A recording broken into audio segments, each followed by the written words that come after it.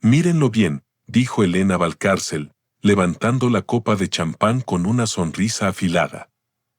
Ese hombre que está ahí, parado junto a la puerta, con cara de no saber dónde meterse, es mi marido.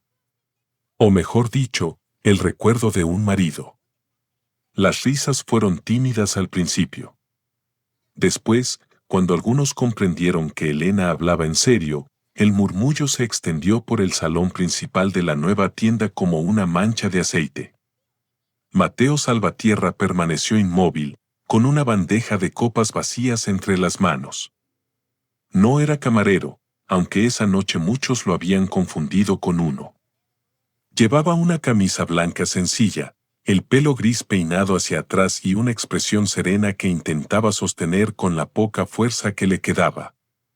La inauguración de Valcárcel Maison, la tienda más ambiciosa de Elena, había reunido a empresarios, periodistas locales, decoradores, clientes de alto nivel y familiares.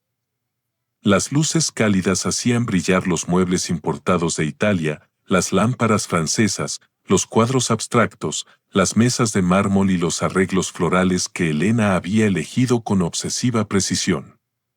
Todo era lujo. Todo era apariencia. Y en medio de ese escenario perfecto, Mateo era el único detalle que a Elena le parecía fuera de lugar. No se preocupen, continuó ella, disfrutando del silencio incómodo. Mateo está acostumbrado. Lleva años sobreviviendo así, escondido en las esquinas, sirviendo copas, doblando servilletas, sonriendo cuando nadie le pregunta nada.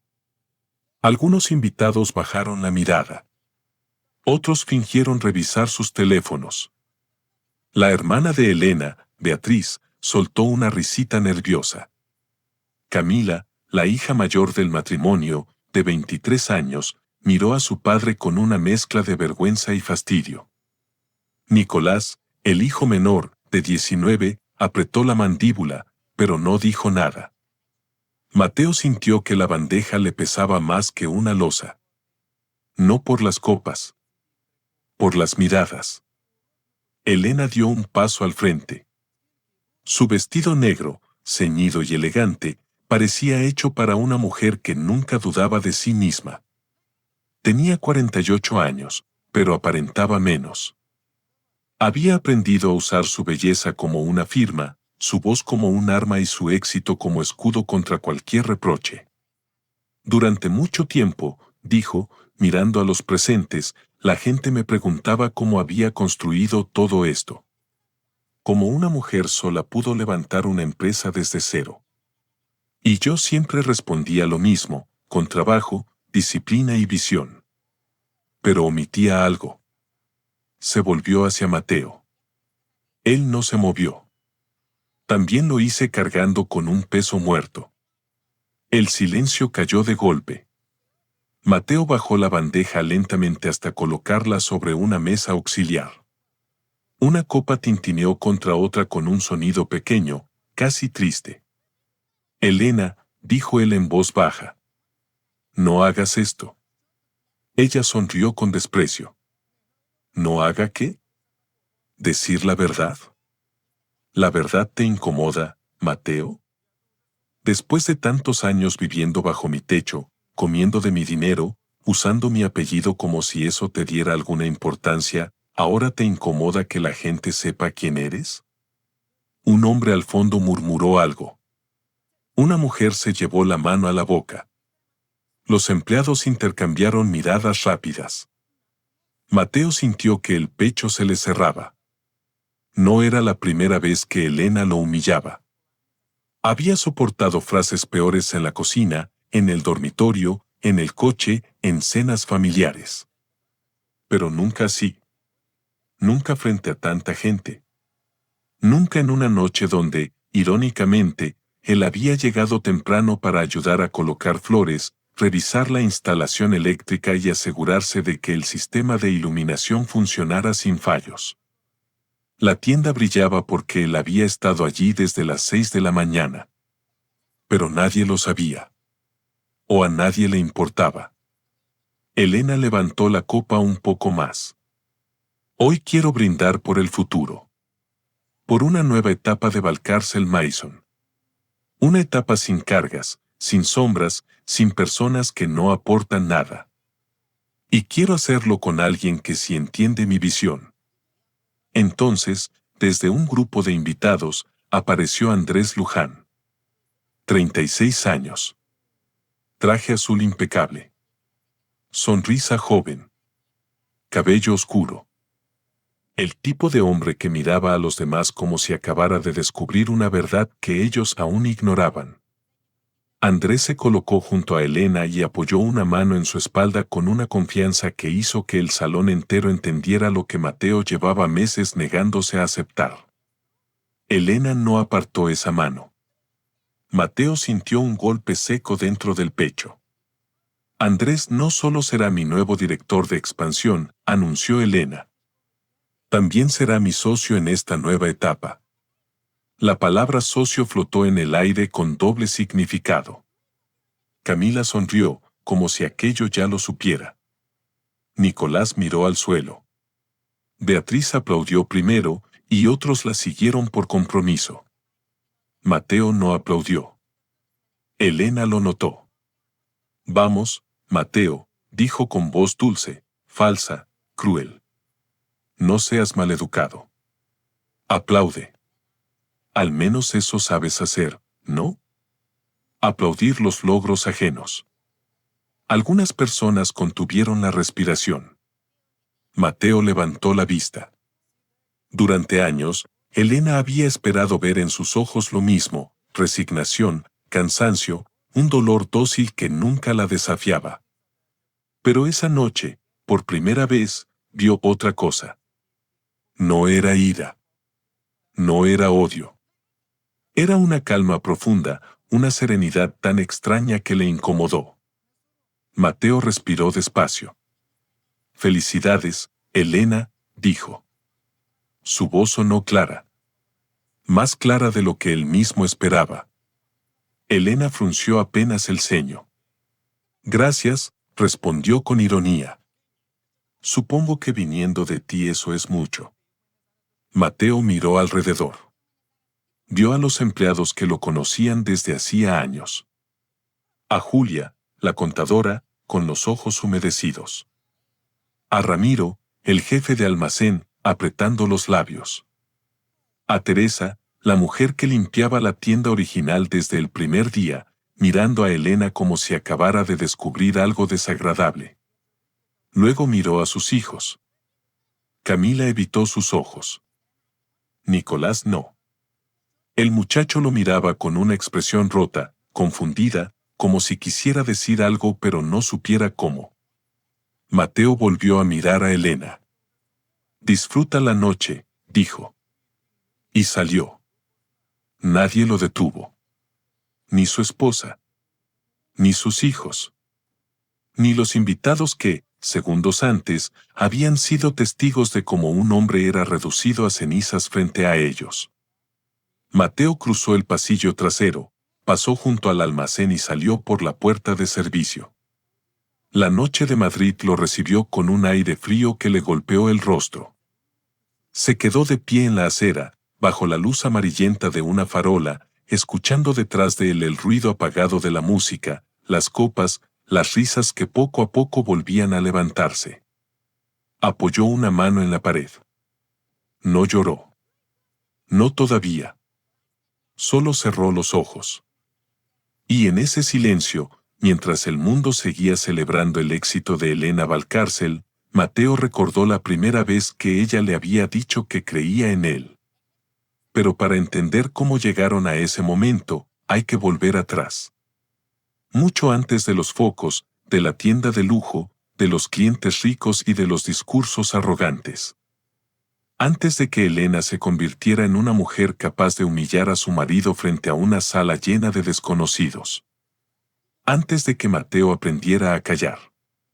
22 años atrás, Mateo Salvatierra no era un hombre invisible. Era maestro carpintero. No de esos que solo cortaban madera y armaban muebles en serie. Mateo entendía la madera como otros entienden la música. Sabía tocar una tabla de nogal y adivinar si serviría para una mesa noble o para una cómoda delicada. Conocía el olor del roble recién lijado, la paciencia del barniz, el lenguaje de las vetas. Tenía un pequeño taller en el barrio de Chamberí, heredado de su padre, don Aurelio Salvatierra, un hombre serio que le había enseñado dos cosas: a trabajar con las manos limpias y a no vender jamás su dignidad. El taller se llamaba Salvatierra Ebanistería. No era grande, pero tenía prestigio entre arquitectos, restauradores y familias antiguas que buscaban muebles hechos para durar más que una vida. Mateo, con apenas 30 años, ya era conocido por su precisión. No hablaba mucho. No necesitaba hacerlo. Sus muebles hablaban por él.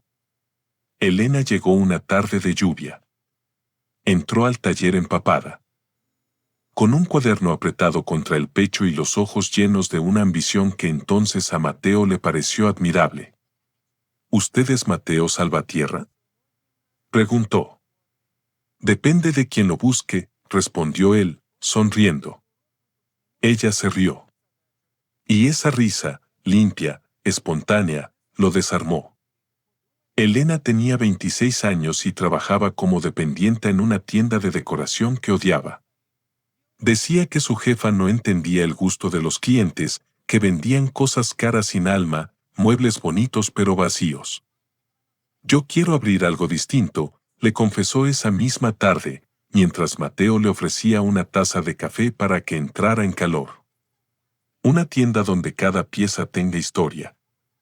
Donde la gente sienta que no compra un objeto, sino una parte de sí misma. Mateo la escuchó durante casi 2 horas. Ella hablaba rápido, gesticulaba, dibujaba ideas en su cuaderno. Quería mezclar muebles artesanales con diseño contemporáneo. Quería trabajar con artesanos locales. Quería que su nombre significara elegancia, confianza, belleza. No tengo dinero, admitió al final, bajando la mirada por primera vez. Pero tengo visión. Mateo recordó esa frase muchas veces con los años. Tengo visión. Entonces le pareció valentía. Más tarde entendería que, en algunas personas, la visión se convierte en hambre. Y el hambre, cuando no conoce límites, termina devorándolo todo. Elena había ido al taller porque necesitaba una mesa especial para presentar un proyecto a un posible arrendador. No podía pagar mucho. Mateo aceptó hacerla casi a precio de coste. ¿Por qué me ayuda?, preguntó ella. Él se encogió de hombros. Porque cuando alguien habla de un sueño con tanta fe, uno no debería estorbar. Elena lo miró en silencio. Esa fue la primera vez que Mateo creyó ver ternura en sus ojos. Durante los meses siguientes, ella volvió muchas veces al taller. Al principio por trabajo. Después por excusas. Una lámpara que quería consultar. Una silla que había visto en una revista. Un proveedor que le había fallado. Un café pendiente. Mateo se enamoró sin darse cuenta. No fue un golpe, sino una lenta rendición. Se enamoró de verla caminar entre tablones como si recorriera un palacio. De la manera en que se arremangaba la blusa para ayudarlo a lijar, aunque lo hacía mal. De sus planes imposibles. De su capacidad para mirar un local vacío y verlo lleno de vida. Cuando Elena consiguió alquilar su primera tienda, un espacio estrecho cerca de la calle Santa Engracia, Mateo trabajó noches enteras para acondicionarlo. Construyó estanterías, restauró mostradores, diseñó un escritorio para ella y fabricó una mesa central que se convirtió en la pieza más fotografiada del local. Elena lloró cuando la vio. Nadie ha hecho algo así por mí, dijo. Mateo, cubierto de polvo, con las manos agrietadas, no supo qué responder. Ella lo besó. Y él, que hasta entonces había sido prudente con la vida, decidió creer. Se casaron un año después. La boda fue sencilla. Don Aurelio, ya enfermo, caminó despacio hasta abrazar a su hijo y le susurró al oído: «Quiérela, pero no desaparezcas por quererla». Mateo sonrió, pensando que su padre exageraba. No entendía entonces que los viejos no hablan desde el miedo, sino desde las cicatrices. Los primeros años fueron duros, pero felices. Elena trabajaba en la tienda de lunes a sábado. Mateo dividía su tiempo entre el taller y los encargos para el negocio de ella. Él fabricaba piezas exclusivas que Elena vendía con márgenes altos. Ella sabía presentar, convencer, seducir al cliente. Mateo sabía crear. Eran, al principio, un equipo. Cuando nació Camila, Elena volvió a trabajar a las 3 semanas. «No puedo detenerme ahora», decía. «Estamos creciendo». Mateo no se quejó.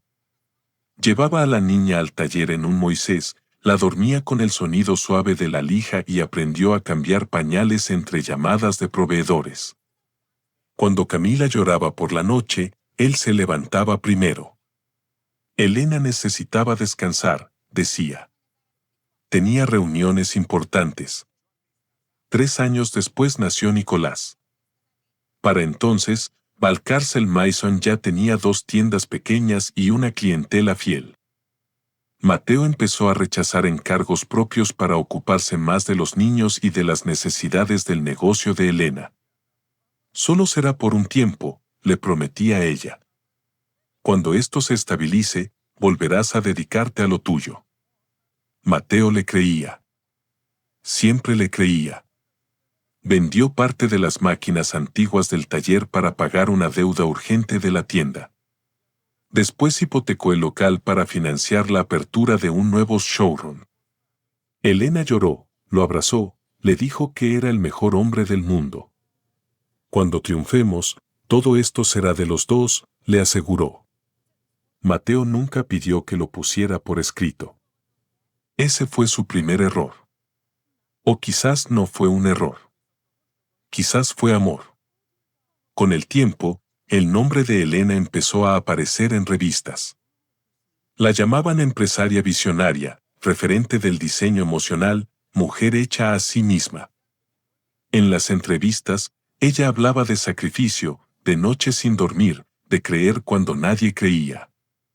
Mateo leía esas entrevistas sentado en la cocina, con Nicolás dormido en brazos y Camila dibujando en la mesa.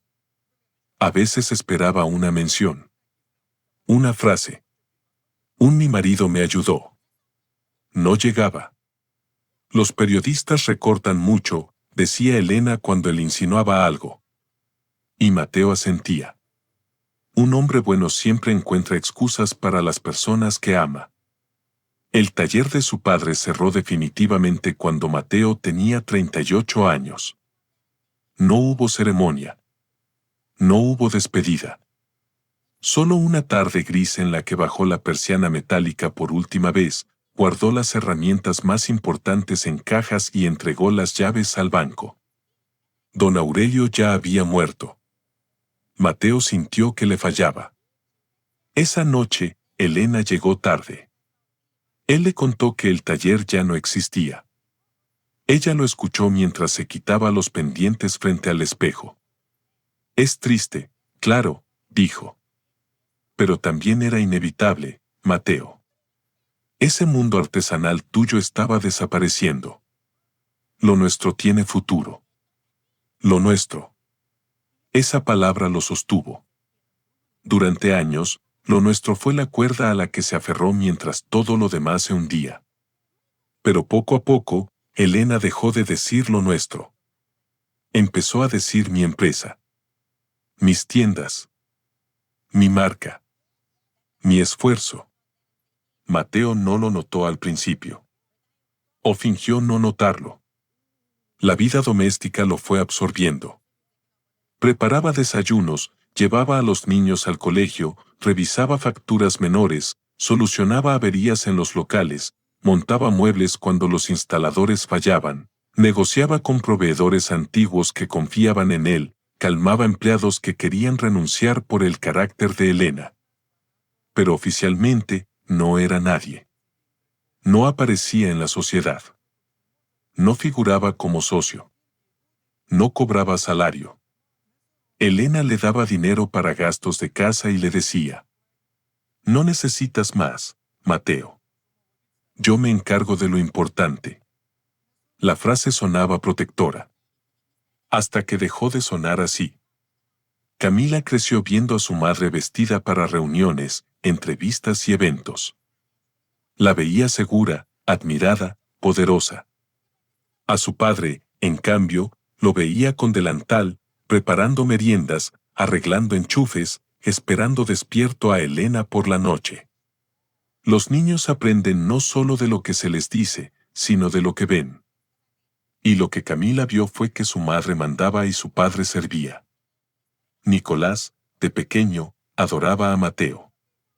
Lo seguía por la casa, le pedía que le enseñara a usar herramientas, se dormía escuchando historias del abuelo Aurelio. Pero al llegar la adolescencia, empezó a sentir vergüenza. Sus compañeros hablaban de padres abogados, médicos, empresarios. Él no sabía qué decir. «Mi padre ayuda en casa», respondía, incómodo. Un día, Mateo lo escuchó decir por teléfono: «No, mi madre es la dueña. Mi padre no trabaja». No trabaja. Mateo estaba en el pasillo con una cesta de ropa limpia entre las manos. Se quedó quieto, mirando la puerta cerrada de la habitación de su hijo. Quiso entrar.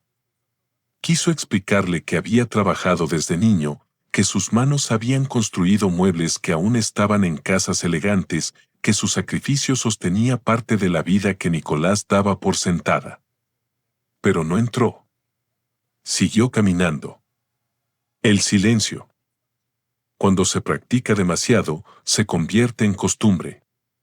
La primera vez que Elena lo llamó inútil fue durante una cena. Camila tenía 16 años. Nicolás 12.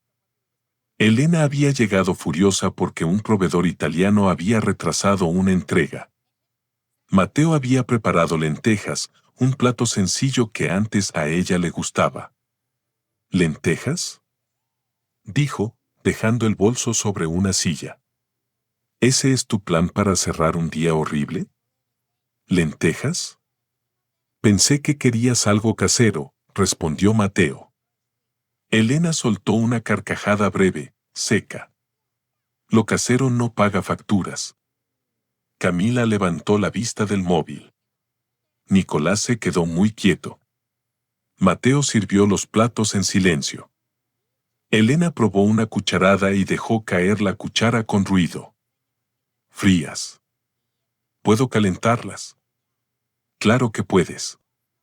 Para eso sí sirves. Mateo la miró. Ella siguió. A veces me pregunto qué habría sido de ti sin mí. De verdad. Porque talento para sobrevivir solo, Mateo, no tienes.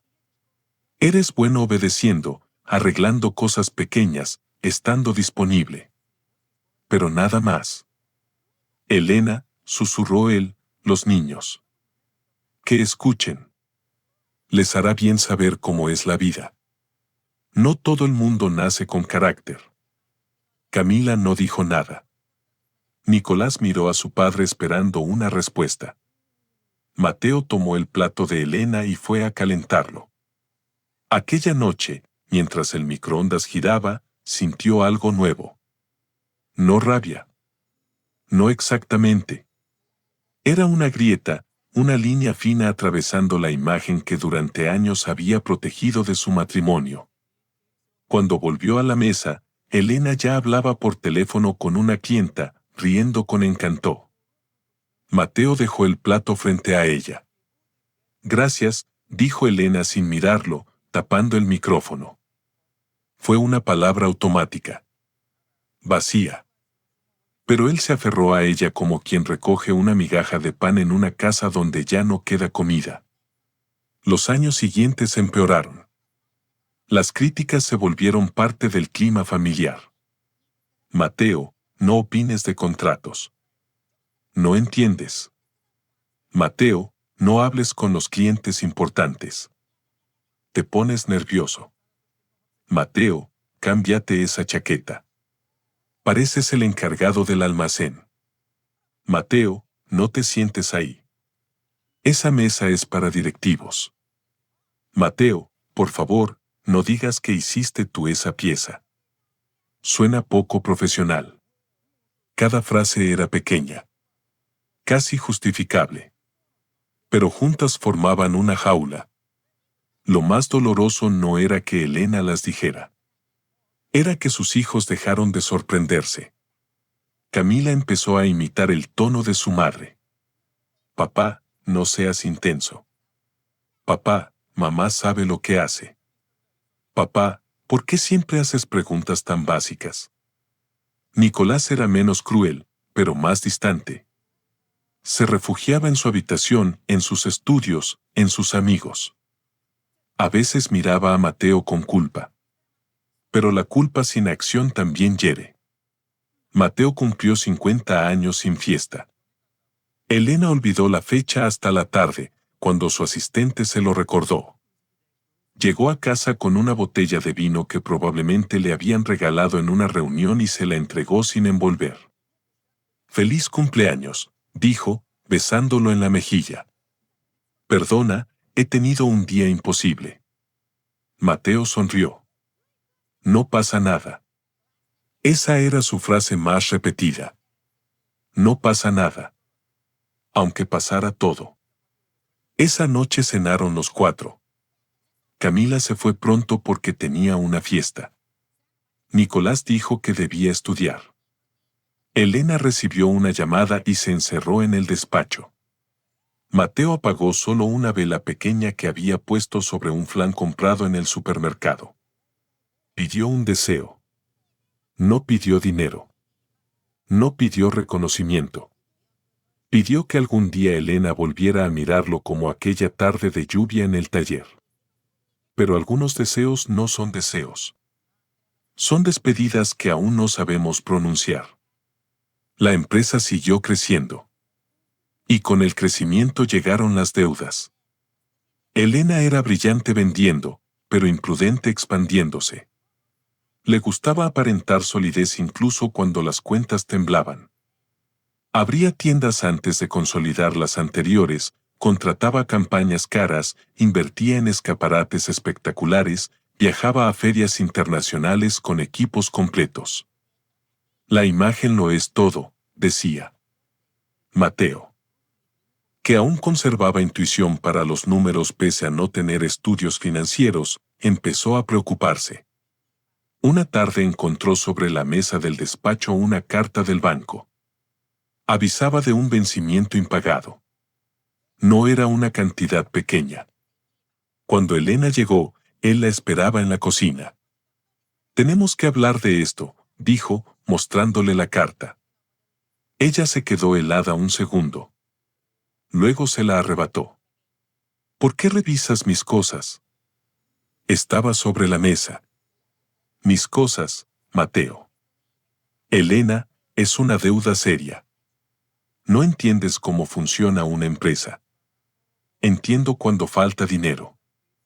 Ella lo miró con desprecio. «Ah, sí.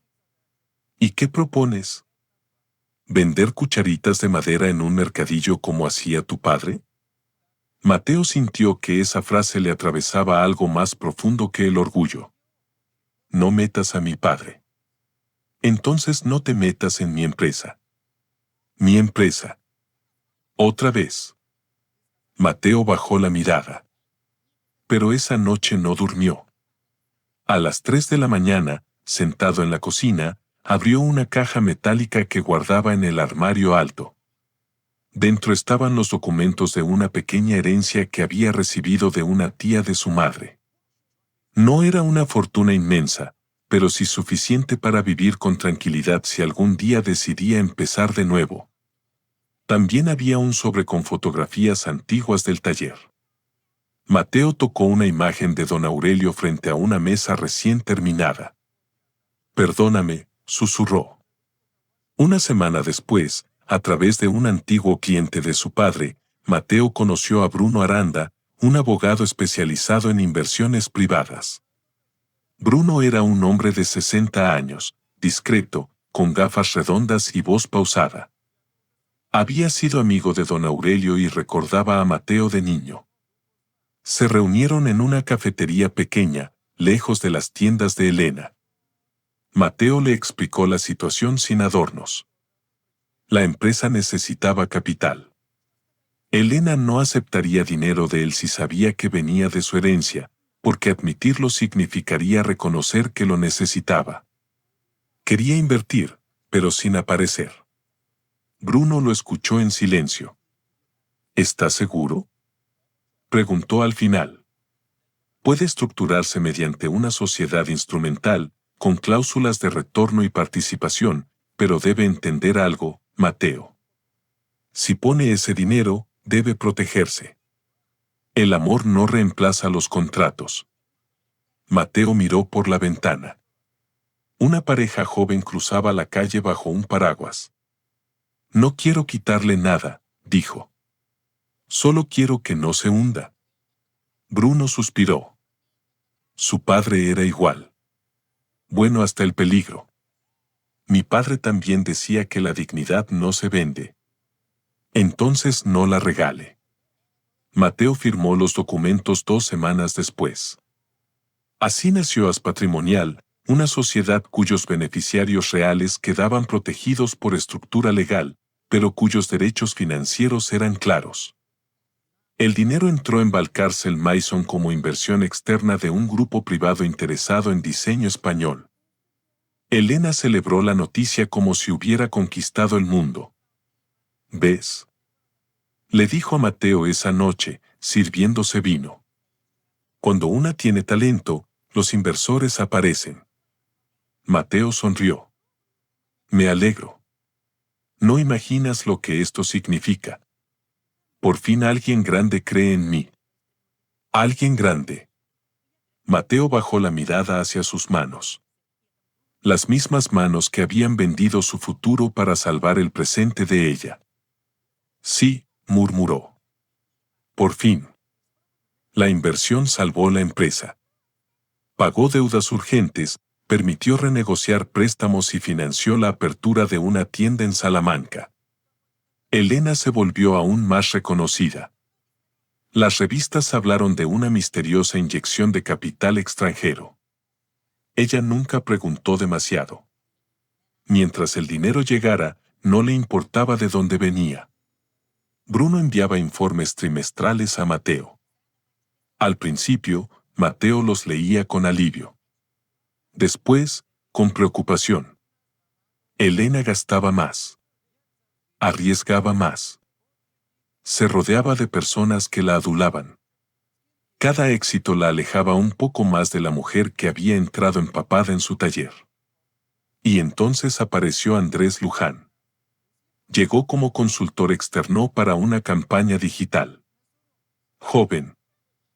Ambicioso, encantador. Elena hablaba de él con una energía que Mateo no le escuchaba desde hacía años. Andrés entiende el mercado actual. Andrés dice que debemos internacionalizarnos. Andrés cree que mi imagen personal puede convertirse en marca. Mi imagen. Mi marca. Mi futuro. Mateo escuchaba en silencio. La primera señal verdadera ocurrió un martes de noviembre. Elena dejó el móvil sobre la encimera mientras subía a ducharse. Llegó un mensaje. Mateo no quiso mirar. Pero la pantalla se iluminó sola. Andrés, anoche no pude dormir pensando en ti. Mañana, después de la reunión, repetimos nuestro pequeño secreto. Mateo sintió que el tiempo se detenía. La cocina seguía igual, el agua hirviendo, el reloj marcando las 8, el olor a café. Pero dentro de él algo cayó desde una altura inmensa. No tocó el teléfono. No subió a reclamar. No gritó. Solo apagó el fuego porque el café empezaba a derramarse. Cuando Elena bajó, vestida con una bata blanca y el cabello húmedo, lo encontró limpiando la encimera. ¿Has visto mi móvil? Está ahí, dijo Mateo. Ella lo tomó rápido. Dio el mensaje. Su rostro cambió apenas, una sombra mínima cruzando los ojos. Mateo fingió no notarlo. Elena también. Esa fue la nueva regla de la casa, ambos sabían, ambos callaban, pero por razones distintas. Ella callaba por conveniencia. Él callaba porque aún estaba aprendiendo a dejar de amar a quien ya lo había dejado. Los meses siguientes fueron una lenta caída. Elena llegaba tarde, sonreía al teléfono, cuidaba más su ropa, hacía viajes repentinos. Andrés empezó a estar presente en reuniones familiares, primero como colaborador, luego como amigo de la empresa, después como alguien que entraba y salía de la vida de Elena con naturalidad insultante. Camila lo admiraba. Andrés sí sabe cómo hablar con inversores, decía. Tiene otra mentalidad. Nicolás lo toleraba con incomodidad. Mateo lo observaba desde la distancia. Andrés era educado con él, pero de una forma peor que la grosería, con condescendencia. «Don Mateo, ¿le ayudo con esas cajas?», preguntaba frente a otros, como si Mateo fuera un empleado viejo. «No hace falta», respondía él. «Claro, claro. Usted siempre tan servicial». Elena escuchaba y no corregía. Una tarde, durante una comida familiar, Andrés fue invitado a casa. Mateo cocinó merluza al horno, arroz y ensalada. Elena se sentó en la cabecera, Andrés a su derecha, Camila a la izquierda. Nicolás llegó tarde y se sentó junto a su padre. La conversación giró en torno a la nueva tienda insignia que Elena planeaba abrir. «Necesitamos un evento potente», dijo Andrés. «Algo que deje claro que Valcárcel Maison entra en otra liga». «Estoy de acuerdo», respondió Camila. «Mamá tiene que mostrarse más como figura pública». Mateo sirvió agua. «Hay que revisar bien los costes antes», dijo con cautela. «Una apertura así puede ser arriesgada si aún hay deuda pendiente». El silencio fue inmediato. Elena dejó el tenedor sobre el plato. «¿Perdón?». Mateo respiró. «Solo digo que quizá conviene esperar unos meses». Andrés sonrió sin mostrar los dientes. «Entiendo su preocupación, don Mateo. Pero los negocios grandes requieren visión grande». Camila soltó una pequeña risa. «Papá siempre piensa en pequeño». Mateo miró a su hija. No con reproche. Con tristeza. Elena se inclinó hacia atrás en la silla. «Tu padre no piensa en pequeño, Camila. Tu padre piensa desde el miedo. Porque nunca ha tenido que tomar decisiones importantes. Es fácil opinar sobre riesgos cuando uno no ha construido nada». Nicolás levantó la cabeza. «Mamá». «No, Nicolás. Ya basta de tratarlo como si fuera frágil. Mateo necesita escuchar la verdad». Mateo dejó la jarra de agua sobre la mesa. «Estoy sentado aquí». «Lo sé», dijo Elena. «Por eso lo digo». Andrés bajó la mirada, fingiendo incomodidad.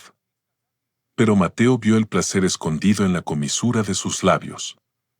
Elena continuó. «Durante años he cargado con esta familia. Con la empresa. Con las decisiones. Con la presión.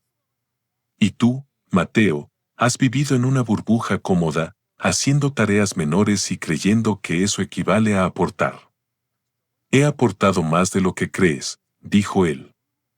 La frase salió antes de que pudiera detenerla. Elena lo miró con una ceja levantada. «Ah, sí. Ilumínanos». Mateo guardó silencio. Había prometido a Bruno que no revelaría nada impulsivamente. Los contratos existían, la verdad estaba protegida, pero exponerla sin estrategia podía complicarlo todo. Además, Una parte absurda de él todavía esperaba que Elena se detuviera antes del abismo. Ella no se detuvo. Eso pensé, dijo, tomando su copa.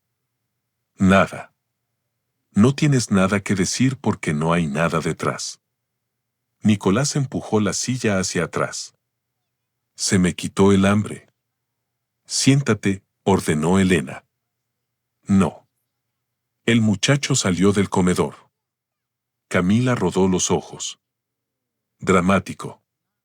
Mateo miró la puerta por donde Nicolás se había ido. Por primera vez en mucho tiempo, sintió que una pequeña luz se encendía en una habitación cerrada. No estaba completamente solo. Esa noche, cuando todos durmieron, Mateo bajó al salón y abrió el cajón inferior del mueble antiguo que él mismo había construido años atrás. Allí guardaba una carpeta azul. Dentro estaban los informes de as patrimonial, copias de transferencias, acuerdos de inversión, cláusulas de protección y un documento especialmente importante. Si Valcárcel Mason intentaba modificar su estructura societaria, vender activos principales o incorporar un socio con poderes ejecutivos sin autorización del inversor principal, la sociedad inversora podía ejecutar derechos de control financiero. Mateo pasó los dedos por las hojas. No sentía triunfo. Sentía cansancio. Un cansancio antiguo, acumulado en huesos, memoria y alma. Al día siguiente llamó a Bruno. Creo que Elena va a cometer un error, dijo. Del otro lado de la línea, el abogado guardó silencio unos segundos. ¿Qué tipo de error? Mateo miró por la ventana. Elena acababa de salir de casa con Andrés. Él le había abierto la puerta del coche con una familiaridad que ya no intentaban ocultar. Quiere darle poder a alguien que no debería tenerlo. Bruno suspiró. Entonces ha llegado el momento de prepararnos. No quiero destruirla. Mateo, proteger lo que también es suyo no es destruir a nadie. Mateo cerró los ojos. Ella cree que no valgo nada. La pregunta no es qué cree ella, respondió Bruno. La pregunta es cuánto tiempo más piensa usted vivir como si fuera cierto. Esa frase se quedó con él. Durante días. Durante noches. Mientras preparaba café. Mientras doblaba camisas. Mientras escuchaba a Elena hablar con Andrés a media voz en el jardín. Mientras Camila le pedía dinero para un viaje sin darle las gracias. Mientras Nicolás se sentaba a su lado en silencio, queriendo acercarse pero sin saber cómo. Una tarde, el muchacho lo encontró en el garaje revisando una caja de herramientas. Papá, dijo. Mateo levantó la vista. ¿Qué pasa? Nicolás dudó. Tenía los ojos de Elena, pero la tristeza de Mateo. ¿Tú eres feliz? La pregunta lo tomó desprevenido. Mateo dejó la llave inglesa sobre la mesa. ¿Qué pregunta, hijo? Respóndeme. Mateo miró sus manos. No siempre. Nicolás tragó saliva. Mamá no debería hablarte así. El mundo pareció detenerse un segundo. Mateo había esperado años una frase como esa. Pero al escucharla, no sintió alivio. Sintió pena. Porque su hijo había tenido que crecer viendo demasiadas cosas para llegar a esa conclusión. Tu madre está pasando por una etapa difícil, dijo Mateo, por costumbre. Nicolás negó con la cabeza. No la justifiques. Mateo lo miró. El chico tenía los ojos húmedos. Yo también lo hice, confesó Nicolás. Durante años. Me daba vergüenza cuando mis amigos preguntaban por ti. Pensaba que, no sé, que mamá era la importante. Que tú solo estabas ahí. Mateo sintió que algo se le rompía y se le curaba al mismo tiempo. Nicolás. Perdón. Papá. El muchacho lo dijo rápido, como si le doliera. Mateo se acercó y lo abrazó. Nicolás se tensó al principio. Después se aferró a él con fuerza. Perdón, repitió. Mateo cerró los ojos. Ya está. Pero no estaba. Había heridas que no se cierran con una palabra, aunque esa palabra sea sincera. Aún así, aquella tarde cambió algo. Nicolás empezó a quedarse más en casa. Ayudaba a Mateo en pequeñas reparaciones. Le preguntaba por el abuelo Aurelio. Quiso ver fotos del taller. Mateo le enseñó una caja de herramientas antiguas, y el muchacho escuchó como si descubriera por primera vez que su padre había tenido una vida antes de convertirse en sombra. Camila, en cambio, se alejó más. Trabajaba ya en el departamento de imagen de Valcárcel Mason y admiraba a Andrés con una devoción casi profesional. Elena la estaba moldeando a su imagen, elegante, dura, convencida de que la sensibilidad era debilidad. Papá no entiende el mundo en el que nos movemos, decía Camila. Mateo la escuchó una vez desde el pasillo. No entró. Ya no por miedo, sino porque empezaba a comprender que no todas las batallas se ganan explicándose ante quien no quiere escuchar. La inauguración de la nueva tienda se fijó para un viernes de primavera. Elena estaba eufórica. Andrés diseñó una campaña agresiva. Camila coordinó prensa e invitados. Nicolás se negó a participar demasiado, lo que generó discusiones constantes. No entiendo tu actitud, le dijo Elena una noche. Esta empresa también será tu futuro. No quiero un futuro donde tengamos que pisar a papá para sentirnos importantes, respondió él. Elena se quedó helada. Camila abrió la boca, indignada. Mateo, desde la cocina, dejó de cortar pan. ¿Qué dijiste?, preguntó Elena con voz baja. Nicolás sostuvo la mirada. Lo que escuchaste.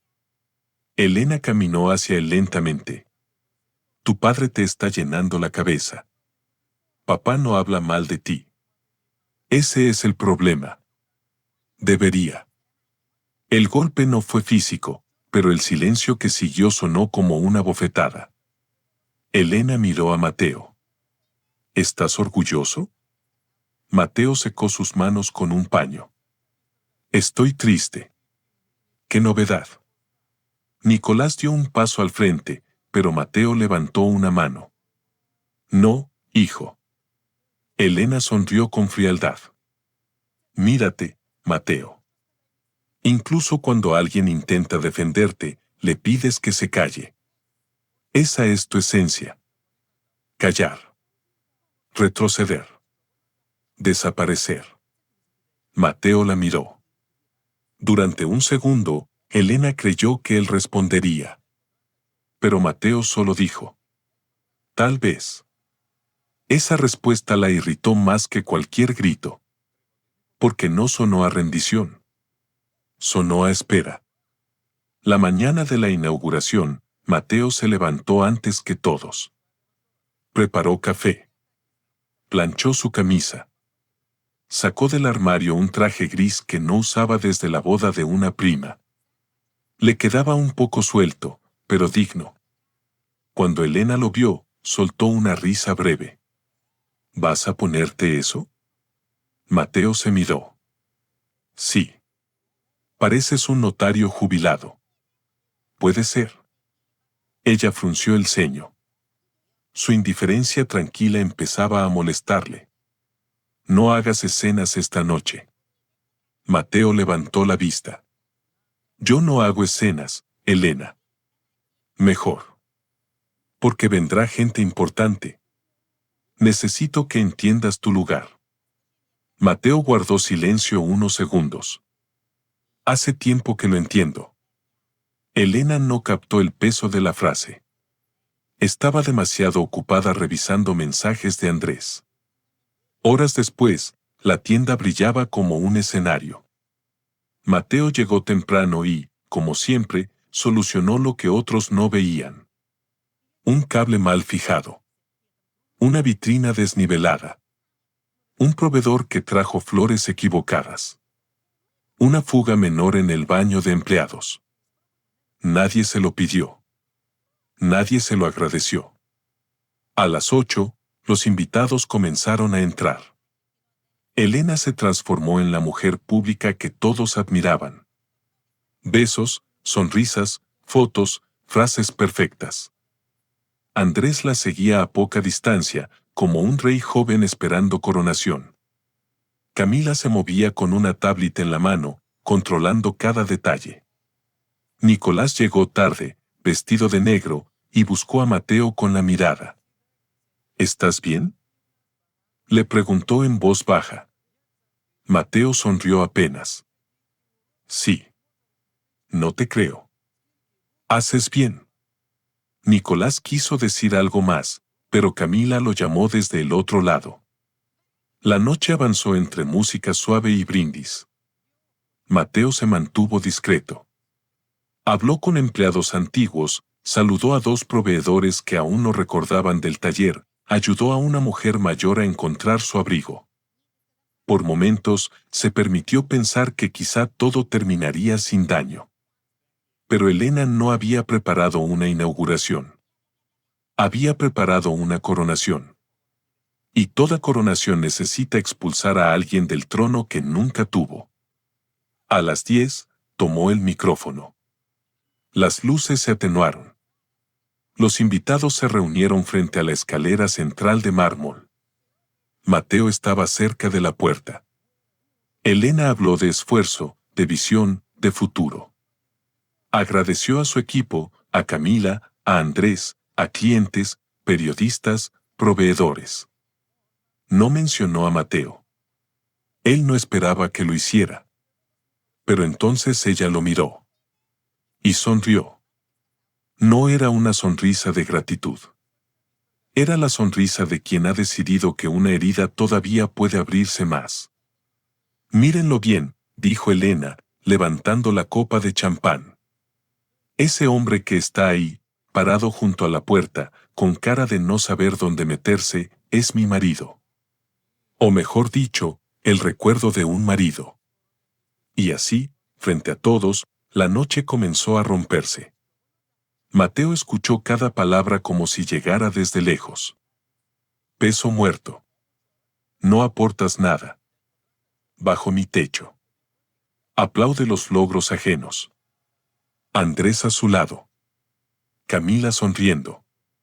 Nicolás pálido. Los empleados en silencio. Y Mateo, por primera vez, no sintió el impulso de justificarla. No pensó, está nerviosa. No pensó, ha bebido. No pensó, mañana se arrepentirá. Pensó en su padre. En el taller. En la mesa que le hizo a Elena cuando ella no tenía nada. En la hipoteca. En la herencia entregada en secreto. En los documentos guardados en la carpeta azul. En Bruno diciéndole, la dignidad no se regala. Entonces dejó la bandeja. Miró a Elena. Y dijo: felicidades. Después salió por la puerta trasera. Pero no se fue a casa. Caminó 2 calles bajo la noche fría hasta llegar a una cafetería casi vacía. Se sentó junto a la ventana y pidió un café solo. Sus manos no temblaban. Eso le sorprendió. Durante años había imaginado que, si Elena lo rompía del todo, él se derrumbaría. Pero allí estaba, sentado en una mesa pequeña, con el murmullo de una máquina de café al fondo, sintiendo no el final de su vida, sino el final de una mentira. Sacó el teléfono. Marcó a Bruno. El abogado respondió al segundo tono. Mateo. Lo hizo, dijo él. No necesitó explicar más. Bruno guardó silencio. ¿Está seguro de seguir adelante? Mateo miró su reflejo en el cristal. Vio a un hombre mayor, cansado, humillado públicamente. Pero también vio algo que hacía años no reconocía. Aurelio Salvatierra en sus ojos. Sí, respondió. Entonces mañana a primera hora presentaremos la notificación formal. Mateo respiró hondo. No mañana. Bruno se sorprendió. ¿Cuándo? Mateo volvió la mirada hacia la calle. A lo lejos, las luces de Valcárcel Mason seguían brillando como si nada hubiera ocurrido. Esta noche. Hubo un silencio largo al otro lado. Mateo, eso cambiará todo. Mateo cerró los ojos. Recordó a Elena diciendo que él no valía nada. Cuando volvió a abrirlos, su voz estaba tranquila. Eso espero. Eso espero, repitió Mateo, y al pronunciarlo sintió que algo antiguo se desprendía de su pecho. No era odio. No era venganza. Era una puerta cerrándose. Bruno Aranda respiró despacio al otro lado de la línea. Durante años había sido testigo silencioso de las decisiones de Mateo, de su generosidad, de esa manera casi peligrosa de amar a una mujer que cada vez lo trataba con menos respeto. Nunca había intervenido más de lo necesario. Un abogado no debía meterse en el matrimonio de sus clientes. Pero Bruno también había conocido a don Aurelio. Y recordaba al viejo carpintero diciendo que un hombre podía perder dinero, salud e incluso amor, pero si perdía la dignidad, tardaba toda una vida en encontrarse de nuevo. Muy bien, dijo Bruno. Entonces enviaré la notificación esta misma noche. Pero necesito que entienda lo que va a suceder. En cuanto Valcárcel Mason reciba el documento, Elena sabrá que el inversor principal ejerce sus derechos. No sabrá todavía que es usted, pero sabrá que alguien puede bloquear la entrada de Andrés como socio ejecutivo. Mateo miró la taza de café intacta frente a él. Que lo sepa. Y si intenta vender activos, transferir fondos o modificar participaciones sin autorización. Se activa la cláusula de intervención. Exacto. Mateo cerró los ojos un instante. La palabra intervención sonaba fría, dura, casi violenta. Pero lo que había hecho Elena aquella noche también lo había sido. No con golpes. No con sangre. Pero sí con esa crueldad pública que busca no solo herir, sino reducir a la otra persona a un objeto frente a los demás. Bruno, dijo Mateo. No quiero dejar a los empleados sin trabajo. No lo hará. La estructura protege la empresa. Lo que pone en riesgo a la empresa son las decisiones de Elena. Mateo guardó silencio. Desde la ventana de la cafetería podía ver pasar taxis, parejas, jóvenes riendo sin saber que a pocas calles un hombre acababa de enterrar 20 años de paciencia. La ciudad seguía con su vida. Siempre lo hacía. Eso era lo más cruel de los derrumbes personales, el mundo nunca se detenía para mirar los escombros. Hay algo más, añadió Bruno. Hace una semana me llegó una solicitud de revisión de documentación societaria desde el despacho de Andrés Luján. Él está intentando identificar al inversor. Mateo abrió los ojos. ¿Puede hacerlo? No legalmente. Pero está buscando grietas. Eso significa que no solo quiere entrar a la empresa. Quiere saber quién tiene el verdadero control financiero. Mateo sintió una calma extraña. Entonces está más nervioso de lo que parece. Mucho más. Y debería estarlo. Mateo colgó minutos después. Se quedó solo, con el teléfono sobre la mesa, mientras la camarera lo observaba desde la barra con discreta preocupación. Era una muchacha joven, quizá de la edad de Camila. Se acercó con cuidado. Señor, ¿está bien? Mateo levantó la vista y sonrió con cansancio. Estoy empezando a estarlo.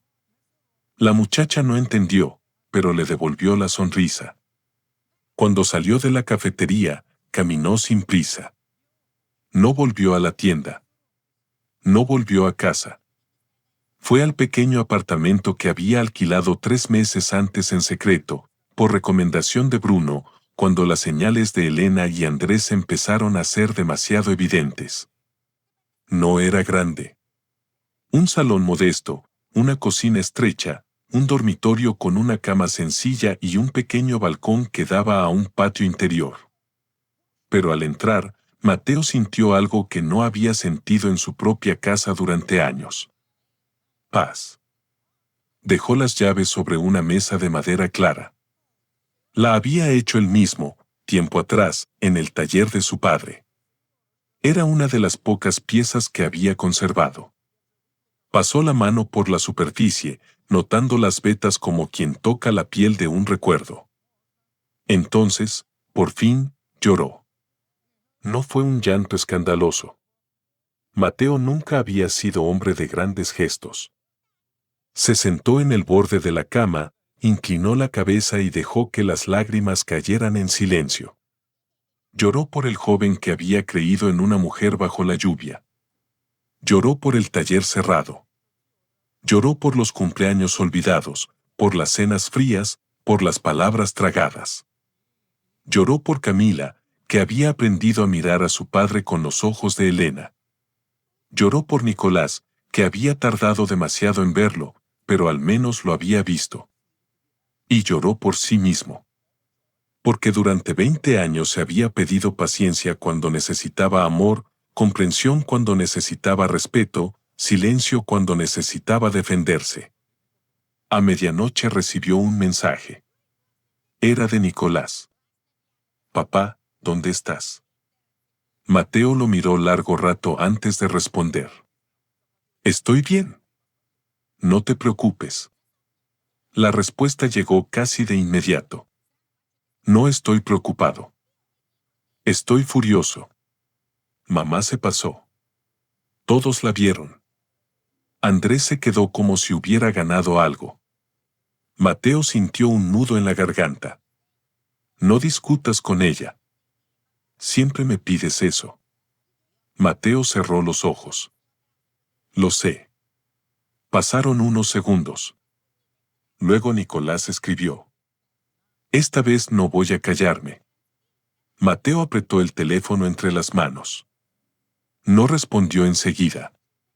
Sabía que un hijo no debía cargar las batallas de su padre. Pero también sabía que pedirle silencio a alguien que acababa de despertar era una forma de apagarlo. Solo no pierdas tu dignidad por defender la mía, escribió finalmente. El mensaje quedó marcado como leído. Nicolás no respondió. En la tienda, mientras tanto, la fiesta había cambiado de temperatura. Después de la salida de Mateo, Elena intentó continuar como si nada. Brindó, sonrió, posó para fotografías. Andrés le susurró al oído que no permitiera que el numerito sentimental le arruinara la noche. Camila se movió entre periodistas fingiendo normalidad. Pero algo se había roto. Los empleados hablaban en voz baja. Algunos invitados se fueron antes de tiempo. Una clienta antigua, la señora Robles, se acercó a Elena con una sonrisa tensa y le dijo: Querida, una cosa es ser fuerte. Otra muy distinta es ser cruel. Elena se quedó helada. No sabe de qué habla. Sé exactamente de qué hablo. Conocí a Mateo cuando usted vendía mesas restauradas en una tienda donde llovía por el techo. Él cargaba muebles, instalaba lámparas y le arreglaba la caja cuando se estropeaba. No reescriba demasiado la historia. Siempre hay alguien que la recuerda. La mujer dejó su copa sobre una mesa y se marchó. Elena sintió que la rabia le subía al rostro. Vieja entrometida, murmuró. Andrés la tomó del brazo. Déjala. No importa. Pero sí importaba. Porque otros habían escuchado. Y la memoria colectiva, esa que Elena creyó haber maquillado con revistas y discursos, empezaba a asomarse en rincones inesperados. A las 11:30, cuando la fiesta se acercaba al final, Julia, la contadora, apareció pálida con el portátil en las manos. Elena, necesito hablar contigo. Ahora no, Julia. Ahora sí. El tono de la contadora llamó la atención de Andrés. ¿Qué pasa? Julia miró a su alrededor. Ha llegado una notificación legal. Elena frunció el ceño. ¿De quién? Julia bajó la voz. De As Patrimonial. Andrés se tensó. Fue mínimo. Casi imperceptible. Pero Julia lo vio. Elena tomó el portátil con impaciencia. ¿Y qué quieren? ¿Algún informe? Diles que el lunes. No, interrumpió Julia. Están ejerciendo derechos de protección.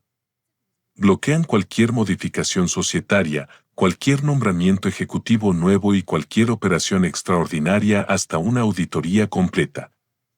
Elena sintió que el suelo se movía. Eso no puede ser. Andrés se acercó y leyó la pantalla. Su rostro perdió color. ¿Quién autorizó esto? Preguntó.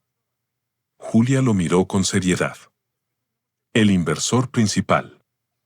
Elena soltó una risa seca. Ese fondo no se mete en decisiones internas. Nunca lo ha hecho. Pues acaba de hacerlo. Andrés apartó a Julia con poca delicadeza y siguió leyendo. Sus ojos corrían por las líneas con rapidez. Elena lo observó esperando que él encontrara una solución inmediata, una frase brillante, una salida. Pero Andrés no sonrió. Esto es grave, dijo. Elena lo miró como si hubiera dicho una obscenidad. No me digas obviedades. Dime cómo lo resolvemos. Necesitamos saber quién está detrás de As Patrimonial. ¿No lo sabes? Andrés no respondió. Y ese silencio, por primera vez, hizo que Elena sintiera miedo. Nicolás apareció en ese momento. Había escuchado parte de la conversación desde el pasillo. Se acercó lentamente, con la mirada fija en su madre. ¿Problemas? Elena cerró el portátil de golpe. No es asunto tuyo. Cuando humillaste a papá frente a todos, sí parecía asunto de todos. Camila se acercó rápido. Nicolás, no empieces. No. Camila. Esta noche sí empiezo. Elena apretó los labios. No voy a tolerar faltas de respeto. Nicolás soltó una risa amarga. Qué curioso. Tú repartes faltas de respeto como si fueran invitaciones, pero no toleras recibir una. Andrés dio un paso hacia él. Cuidado con cómo le hablas a tu madre. Nicolás lo miró de arriba abajo. Y tu cuidado con creer que eres parte de esta familia. Camila abrió los ojos. Nicolás. ¿Qué? ¿También vas a defenderlo?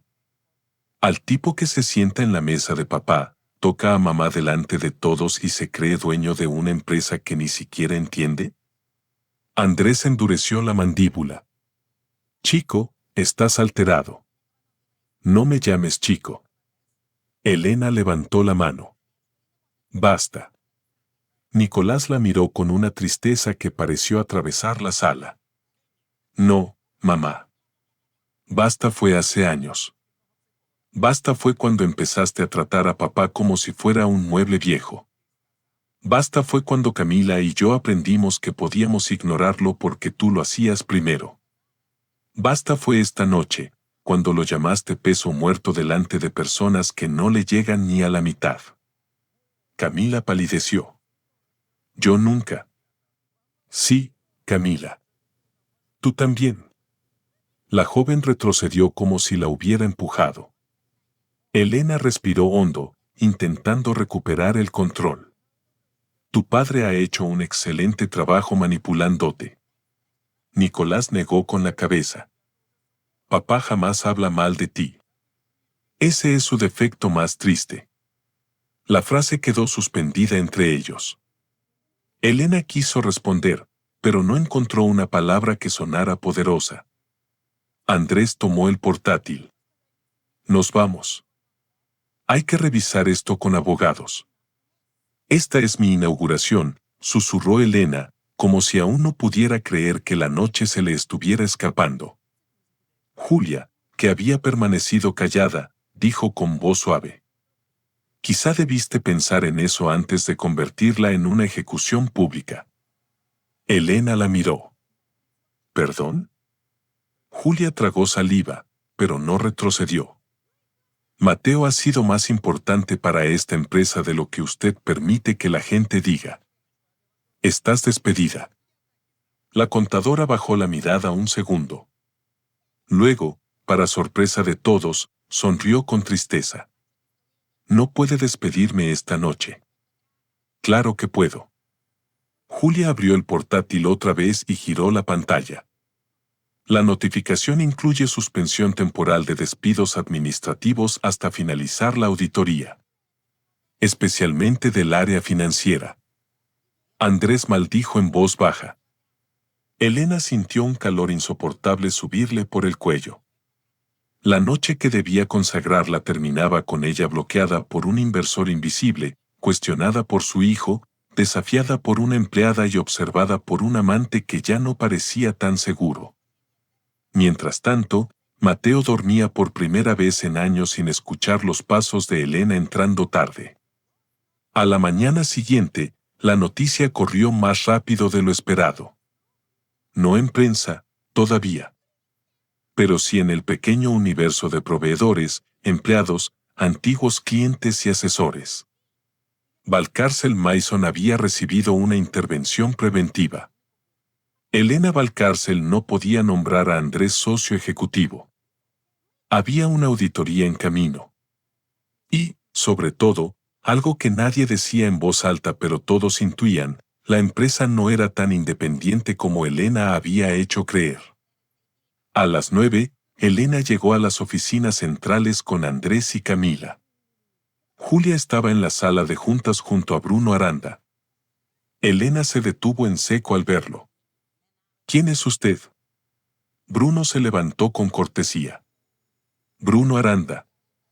Representante legal de AS Patrimonial. Andrés entrecerró los ojos. Hemos intentado comunicarnos con su despacho varias veces. Lo sé. Nunca respondió. No estaba obligado. Elena dejó el bolso sobre la mesa. Muy bien, señor Aranda. Sea lo que sea esto, quiero resolverlo rápido. AS Patrimonial invirtió en mi empresa, no la compró. Bruno la observó con una calma que la irritó. La inversión incluyó derechos específicos en caso de endeudamiento excesivo, modificación de gobierno corporativo o entrada de nuevos socios ejecutivos sin autorización. Eso fue hace años. Los contratos no caducan porque a usted le incomoden. Camila intervino. Estamos dispuestos a renegociar condiciones. Bruno la miró. No con usted. Camila se ruborizó. Elena apoyó las manos en la mesa. Entonces dígame con quién hay que hablar. Quiero al dueño. Quiero al inversor. Estoy harta de esconderme detrás de sociedades y abogados. Si alguien cree que puede venir a decirme cómo manejar mi empresa, que tenga al menos la decencia de dar la cara. Bruno guardó silencio. Luego miró hacia la puerta. Elena siguió su mirada. Y allí estaba Mateo. Vestía el mismo traje gris de la noche anterior, pero ya no parecía fuera de lugar. Caminó despacio, con el rostro sereno, los ojos cansados y la espalda recta. No entró como un hombre que buscaba permiso. Entró como alguien que, después de mucho tiempo, recordaba que también tenía derecho a ocupar espacio. Camila abrió la boca. Andrés se quedó inmóvil. Elena frunció el ceño. Mateo, este no es momento para. Bruno la interrumpió. La señora Valcárcel pidió al inversor. Aquí lo tiene. El silencio fue tan profundo que incluso el zumbido del aire acondicionado pareció demasiado fuerte. Elena parpadeó. ¿Qué? Mateo se detuvo al otro extremo de la mesa. No sonrió. No disfrutó el golpe. Eso, de alguna forma, lo hizo más devastador. Buenos días, Elena. Ella miró a Bruno, luego a Mateo, luego otra vez a Bruno. Esto es una broma. No, dijo Bruno. AS Patrimonial fue constituida hace años con fondos del señor Mateo Salvatierra. Él es el beneficiario real y principal titular de los derechos económicos asociados a la inversión. Camila se llevó una mano al pecho. Papá. Andrés reaccionó primero. Imposible. Él no tenía ese capital. Mateo lo miró. No sabías mucho de mí. Andrés apretó la mandíbula. Elena empezó a reír.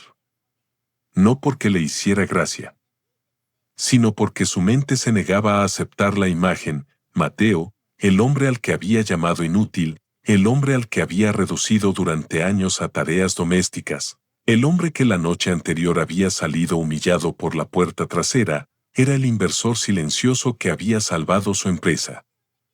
No, dijo ella. No. Tú no. Tú no podrías haber hecho algo así. Tú no entiendes de inversiones.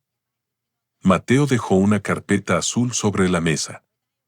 El sonido fue suave, pero Elena retrocedió como si hubiera caído una piedra. No entendía de inversiones, dijo Mateo. Aprendí. Bruno abrió la carpeta. Transferencias iniciales, acuerdos de entrada de capital, cláusulas de protección, informes trimestrales, renovaciones de deuda. Todo está documentado. Elena tomó los papeles con manos tensas. Leyó fechas, cantidades, firmas, sellos notariales. La primera inversión coincidía con una de las peores crisis de la empresa, aquella que ella había contado 1000 veces como el momento en que un fondo extranjero creyó en mí. Un fondo extranjero. Mateo. Las páginas empezaron a temblar entre sus dedos. ¿De dónde sacaste el dinero? Mateo tardó en responder. De la herencia de mi tía. De la venta de maquinaria del taller. De los últimos ahorros de mi padre. De lo poco que me quedaba. Elena levantó la vista. Por primera vez en muchos años, su rostro no mostraba superioridad. Mostraba desconcierto. ¿Por qué no me lo dijiste? Mateo la miró largo rato. Porque en aquel entonces todavía creía que proteger tu orgullo era una forma de amarte. La frase la golpeó más que cualquier acusación. Camila dejó escapar un sollozo ahogado. Andrés, en cambio, se acercó a la carpeta. Esto no cambia que Elena es la fundadora y directora general. Los derechos económicos no equivalen necesariamente a control total. Bruno giró una página. En circunstancias normales, no. Pero ustedes intentaron incorporar un nuevo socio ejecutivo, alterar la estructura directiva y autorizar líneas de crédito adicionales sin aprobación. Eso activa derechos especiales. Andrés palideció. Eso es discutible. Todo es discutible, respondió Bruno. Por eso existen los tribunales. Pero mientras se discute, la empresa queda bloqueada. Ninguna operación extraordinaria. Ningún nombramiento. Ninguna transferencia significativa. Ningún despido en áreas sensibles. Y, por supuesto, auditoría completa. Elena miró a Andrés. ¿Transferencias significativas? Julia. Desde el fondo, abrió otra carpeta. Hay pagos recientes a una consultora vinculada al señor Luján. 3 facturas por servicios estratégicos que no tienen soporte suficiente. También hay anticipos de campañas no ejecutadas. Andrés levantó la voz. Eso es una interpretación maliciosa. Julia no se inmutó. Es contabilidad. Camila miró a Andrés como si acabara de verlo realmente. ¿Qué consultora? Él no respondió. Elena sintió que el pánico empezaba a mezclarse con la vergüenza. Andrés, explícame. No voy a dar explicaciones en una sala llena de hostilidad. Mateo habló entonces, sin elevar la voz. Anoche estabas muy cómodo en una sala llena de humillación. Andrés lo miró con odio. No se crea poderoso de repente, don Mateo. No me creo poderoso. Mateo dio un paso hacia él. Solo dejé de creer que era insignificante. Nadie habló. Elena se sentó lentamente. Sus piernas parecían haber perdido fuerza. Miraba los documentos como si fueran una sentencia escrita en un idioma que apenas empezaba a comprender. Todo este tiempo, murmuró. Todo este tiempo fuiste tú. Mateo asintió. Sí. ¿Y me dejaste creer que era mérito mío? La pregunta salió cargada de reproche, como si incluso en su caída buscara culparlo. Mateo la observó con una tristeza infinita. No, Elena. Tú decidiste olvidar a todos los que te ayudaron. Yo solo fui el más silencioso. Camila rompió a llorar. Papá, yo no sabía. Mateo giró hacia ella. Lo sé. Te traté horrible. Sí. La sinceridad la dejó sin aire. Esperaba consuelo inmediato, una absolución rápida, esa generosidad automática que siempre había recibido de él.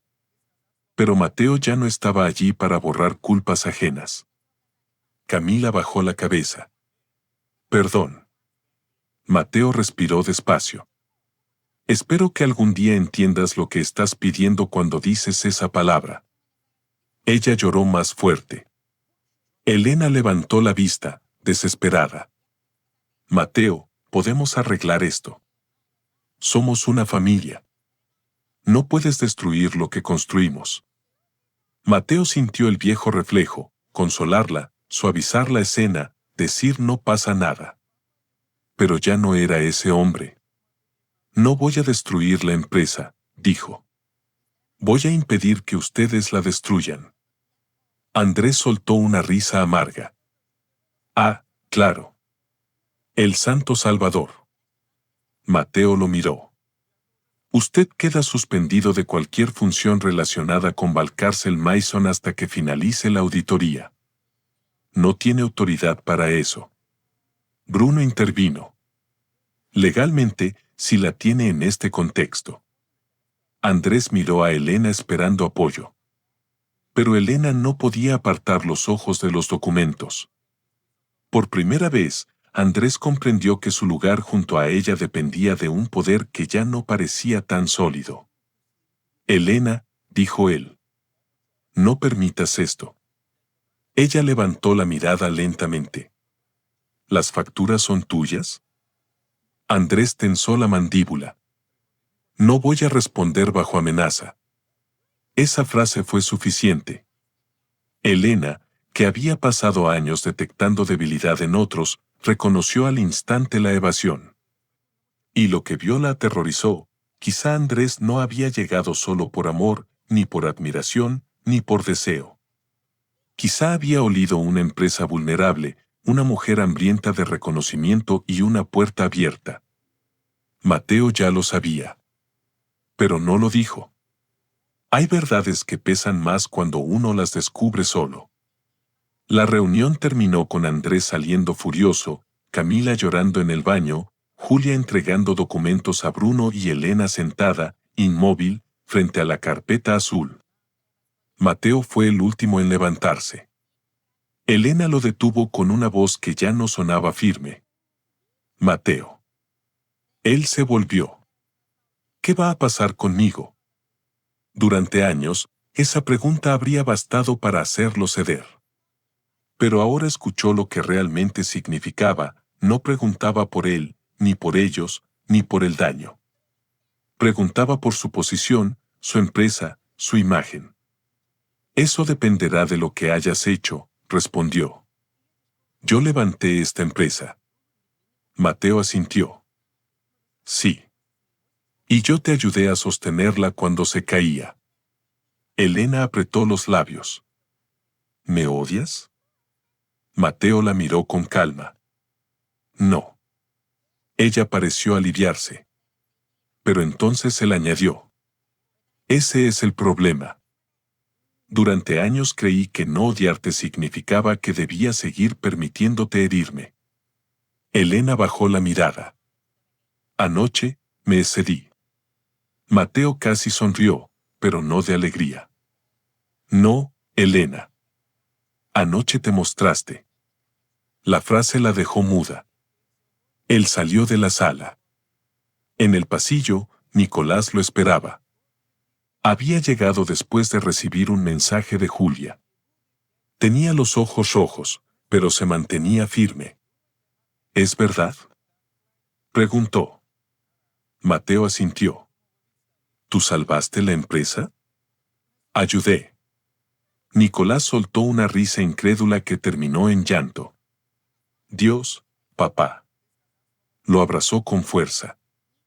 Esta vez Mateo no le dijo que todo estaría bien. Porque no lo sabía. Solo le sostuvo la espalda, como cuando era niño y tenía pesadillas. Lo siento, murmuró Nicolás. Ya lo dijiste. No alcanza. Mateo cerró los ojos. No. Pero empieza. Las semanas siguientes fueron una tormenta. La auditoría reveló gastos injustificados, contratos inflados por recomendación de Andrés, pagos a sociedades vinculadas a él y decisiones financieras temerarias aprobadas por Elena sin informar al inversor principal. No había un delito claro en todo, pero sí suficientes irregularidades para apartar a Andrés y obligar a Elena a ceder temporalmente la dirección operativa. La noticia llegó a la prensa económica local. Valcárcel Mason reorganiza su gobierno interno tras auditoría privada. El artículo no mencionaba la humillación pública, pero en el sector todos la conocían.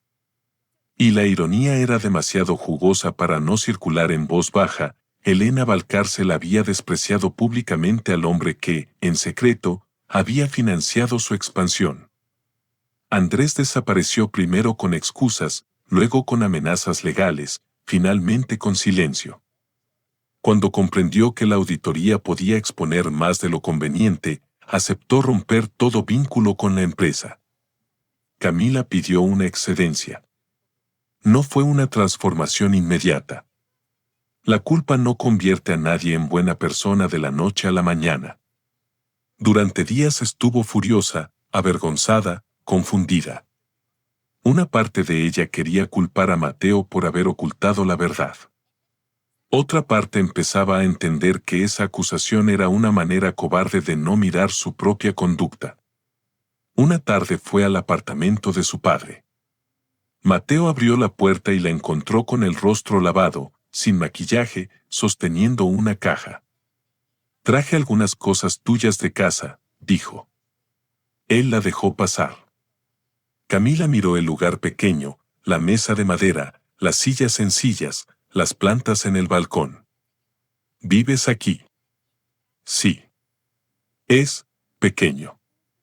Lo suficiente. Ella dejó la caja en el suelo.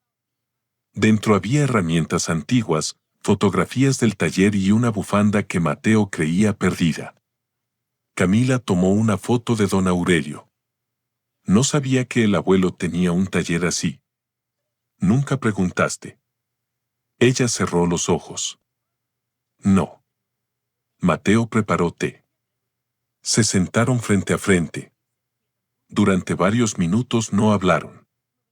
Finalmente Camila dijo. Me convertí en mamá. Mateo no respondió. No en todo, añadió rápido. Pero sí en esa forma de mirar a la gente como si valiera según lo que produce. Según lo que muestra. Según lo que otros aplauden. Sus ojos se llenaron de lágrimas. Te miré así. Mateo sostuvo la taza con ambas manos. Sí. Camila lloró en silencio. ¿Me vas a perdonar? Mateo miró por la ventana. En el patio interior, una vecina regaba geranios. No lo sé todavía. Camila levantó la mirada, herida pero consciente de que no tenía derecho a reclamar. Está bien. Quiero hacerlo, dijo él. Pero no quiero fingir que una conversación arregla años. Ella asintió. Puedo esperar. Mateo la miró. No esperes. Cambia. Esa frase la acompañó mucho tiempo. Elena tardó más en caer. Al principio intentó resistir. Llamó a conocidos, buscó abogados agresivos, quiso impugnar cláusulas, sugirió que Mateo la había engañado, que había actuado con mala fe ocultando su identidad como inversor. Pero cada argumento chocaba contra una realidad simple: él había aportado capital legalmente. No había usurpado nada, no había retirado dinero, no había interferido mientras ella actuó dentro de los acuerdos. Quien había roto el equilibrio era ella. Una noche, 3 semanas después, Elena fue al apartamento. Mateo la vio por el videoportero. Estaba sola. Sin maquillaje perfecto, sin vestido de poder, sin Andrés, sin público. Por un momento dudó. Luego abrió. Ella subió despacio. Cuando él abrió la puerta, Elena observó el interior con una expresión extraña. Quizá esperaba miseria. Quizá esperaba verlo derrumbado. Pero encontró orden, calma, una lámpara cálida, libros, madera, silencio. No sabía dónde estabas, dijo. Bruno te dio la dirección porque yo lo autoricé. Ella asintió. Entró sin la seguridad de antes. Se sentó en el borde del sofá como una visitante que no sabe si será bienvenida. Andrés se fue, dijo. Mateo no respondió. Me usó. Mateo la miró. Probablemente. Elena tragó saliva. Aquella falta de consuelo la desarmó. No vas a decir, te lo advertí. No. ¿Por qué? Porque ya lo sabes. Ella bajó la mirada. He perdido mucho. Mateo permaneció de pie. Sí. La empresa. La empresa no está perdida. Está siendo protegida. Elena levantó la cabeza. ¿De mí? Mateo no contestó enseguida. De tus decisiones recientes. Ella apretó los ojos, como si la frase doliera físicamente. ¿Y nosotros? La palabra quedó suspendida. Nosotros. Durante años Mateo había esperado escucharla. Ahora sonaba tarde, débil, casi extranjera. No sé si alguna vez hubo un nosotros en los últimos años, dijo. Elena empezó a llorar.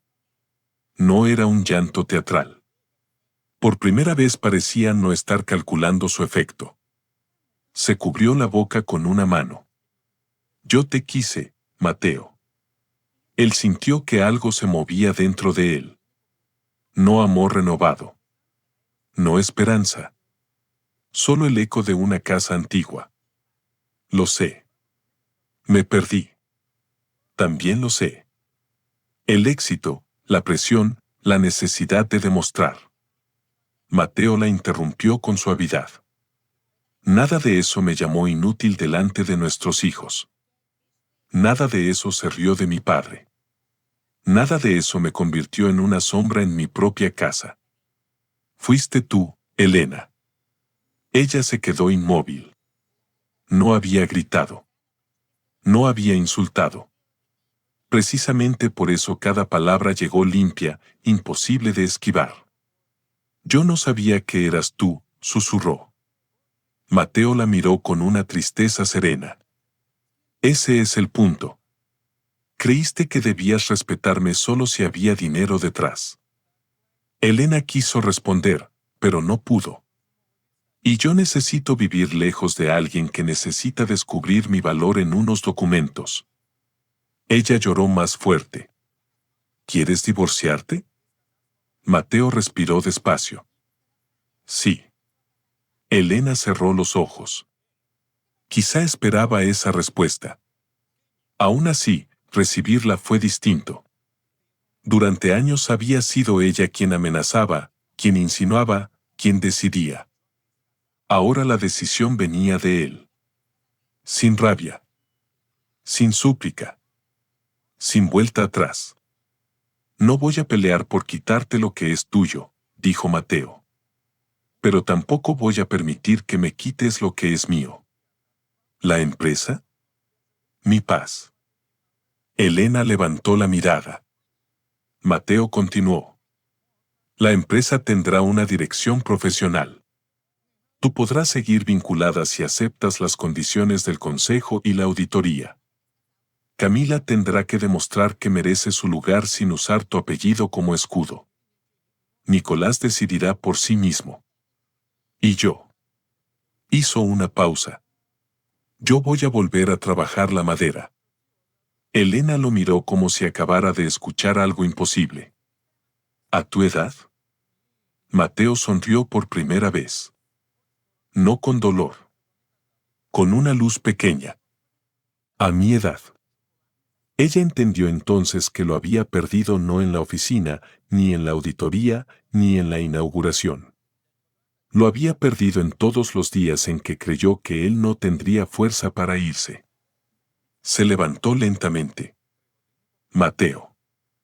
Él abrió la puerta. No como un gesto cruel. Como una frontera. Elena se detuvo frente a él.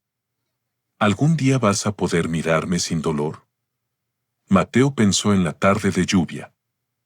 En la primera mesa, en las manos jóvenes de Elena tocando la madera, en la mujer que fue y en la mujer que eligió ser. Quizá, dijo. Pero no voy a quedarme esperando ese día. Ella bajó la cabeza y salió. El divorcio se firmó 4 meses después.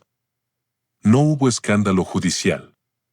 Bruno se encargó de proteger a Mateo sin convertir el proceso en un espectáculo.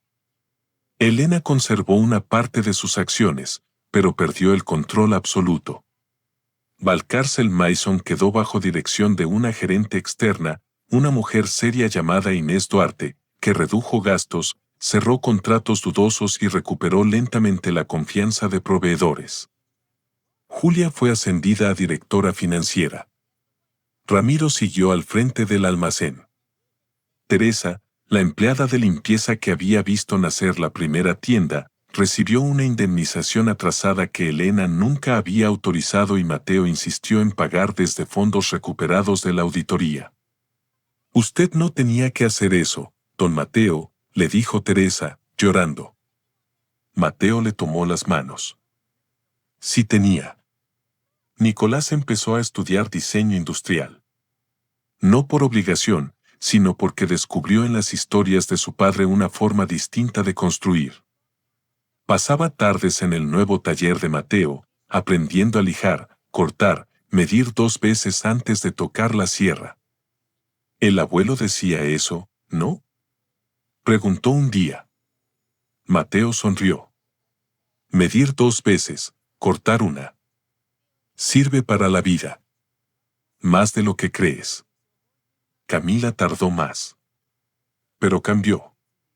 No de forma perfecta, no de forma rápida. Empezó terapia. Renunció temporalmente a la empresa y trabajó 6 meses en una pequeña galería, sin apellido visible, sin privilegios. La primera vez que un cliente la trató con desprecio, llegó al apartamento de Mateo con los ojos rojos. Me habló como yo te hablaba a ti, dijo. Mateo la abrazó. No porque todo estuviera olvidado, sino porque el arrepentimiento verdadero no borra el pasado, pero puede impedir que se repita. El taller de Mateo abrió en una calle tranquila de Chamberí, no lejos de donde había estado el de su padre. Lo llamó Aurelio and Mateo. No era grande. No pretendía serlo. Tenía mesas de trabajo, herramientas restauradas, olor a cedro y nogal, luz natural entrando por una ventana alta y una pequeña placa junto a la puerta. La madera recuerda la mano que la trató con respeto. Las personas también. El día de la inauguración no hubo periodistas importantes, ni champán caro, ni discursos estudiados. Hubo vecinos, antiguos clientes, empleados de Valcárcel Mason, Nicolás, Camila, Julia, Bruno y algunos artesanos viejos que habían conocido a don Aurelio. Mateo no quería hablar, pero Nicolás insistió. Solo unas palabras, papá. Mateo se puso frente a todos con una copa de vino sencillo. Miró el taller, las herramientas, las caras conocidas. Durante un instante, el recuerdo de aquella otra inauguración le cruzó el pecho, las luces frías, la copa de Elena, las risas incómodas, la puerta trasera. Pero esta vez no estaba junto a la salida. Estaba en el centro. No soy bueno dando discursos, dijo. Algunos sonrieron. Durante muchos años creí que amar significaba aguantar. Creí que ser paciente era lo mismo que permitir. Creí que si uno daba suficiente, algún día los demás entenderían su valor. Hizo una pausa. Camila bajó la mirada. Nicolás le sostuvo los ojos. Pero nadie debería tener que esconder un documento, una fortuna o un sacrificio para merecer respeto. El valor de una persona no empieza cuando otros lo descubren. Está ahí incluso cuando nadie lo mira. Incluso cuando nadie lo aplaude. Incluso cuando alguien intenta convencerla de que no vale nada. El silencio era absoluto. Mateo respiró hondo. Este taller no es un regreso al pasado.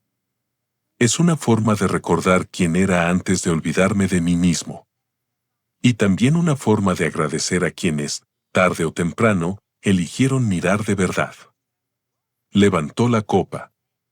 Por los nuevos comienzos. Y por no entregar nunca más la dignidad a cambio de amor. Todos brindaron.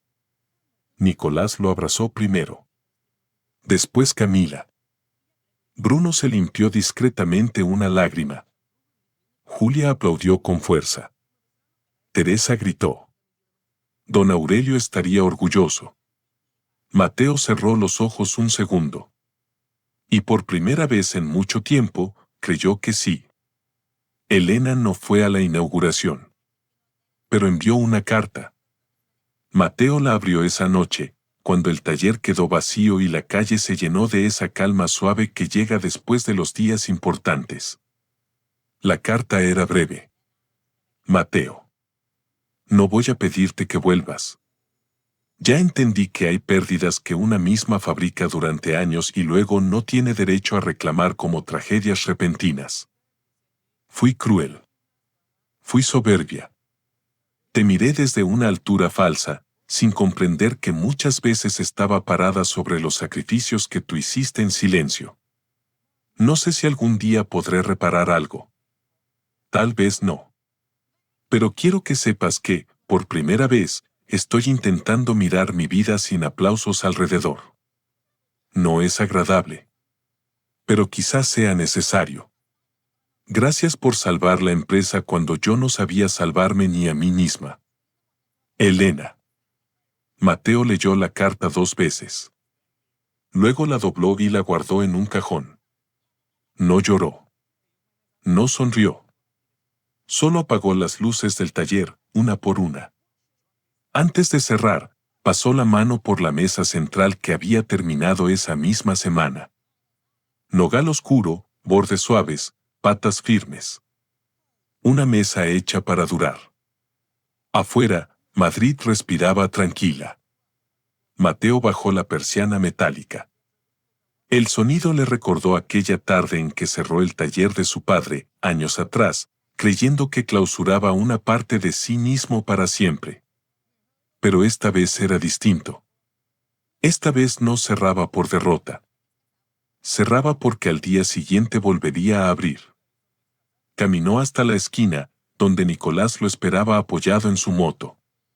¿Cenamos?, preguntó el muchacho. Mateo lo miró. ¿Invitas tú?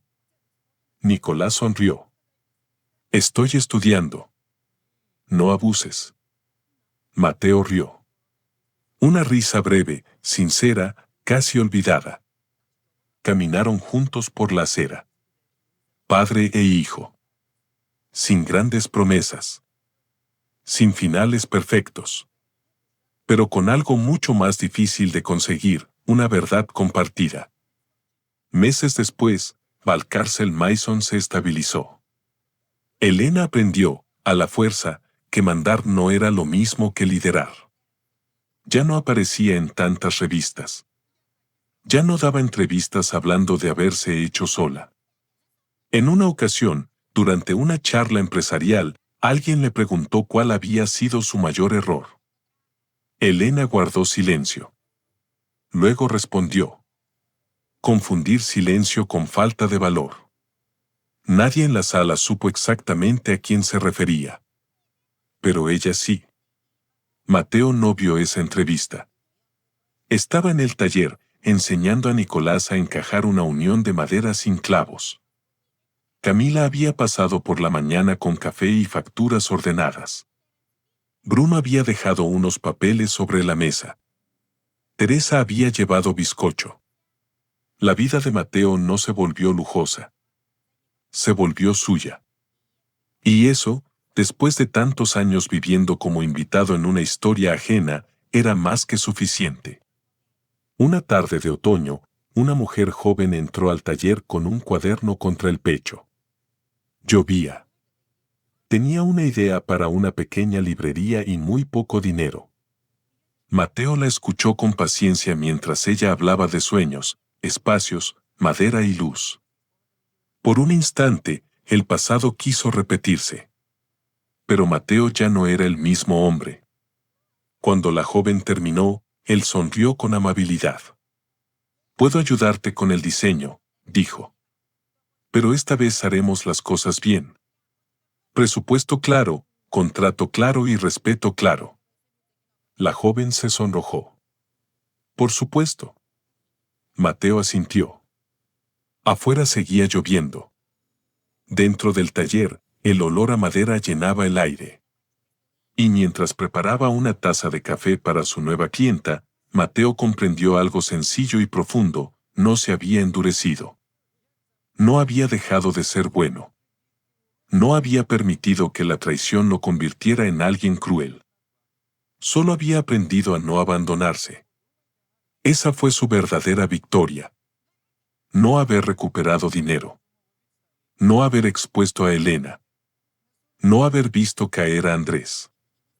Su victoria fue mirarse al espejo una mañana cualquiera. Con el cabello más gris, las manos marcadas por el trabajo y el corazón lleno de cicatrices, y poder decir sin temblar: «Valgo». Aunque alguien hubiera tardado 20 años en descubrirlo. Aunque otros nunca lo entendieran. Aunque el mundo aplaudiera tarde. Mateo Salvatierra ya no necesitaba que nadie lo presentara como importante. Porque por fin había vuelto a ocupar su lugar. Y esta vez, nadie volvería a sacarlo de allí.